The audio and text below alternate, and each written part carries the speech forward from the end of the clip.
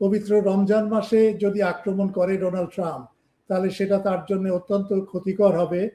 বিশেষ করে মুসলিম বিশ্বে সাধারণ জনগণ, আমি ক্ষমতাসীনদের কথা বলছি না, সাধারণ জনগণের মনে একটা বিরূপ ধারণা ডোনাল্ড ট্রাম্প এবং আমেরিকা সম্পর্কে গড়ে উঠতে পারে।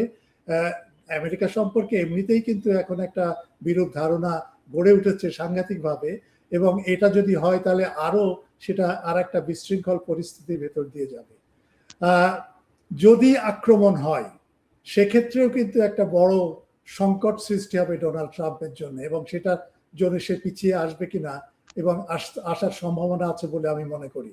সেটা হচ্ছে যদি একটা যুদ্ধবিমান ভূপাতিত হয়, বা দুটো হয়, বা চারটা হয়, বা পাঁচটা হয়, এবং একটা নৌজাহাজে বিশেষ করে এয়ারক্রাফট ক্যারিয়ার যদি ক্ষতিগ্রস্ত হয়, তাহলে কিন্তু এটা সাংঘাতিক একটা রিপার্কেশন বা একটা প্রতিধ্বনি সারা আমেরিকায় ছড়িয়ে পড়বে, এবং আমেরিকার মানুষ কিন্তু এটাকে গ্রহণ করবে না, কারণ তাদের মানসিকতার ভেতরে আছে যে আমেরিকা অপ্রতিরোধ্য, যাটাকে ইংরেজিতে বলে ইনভিনসিবল।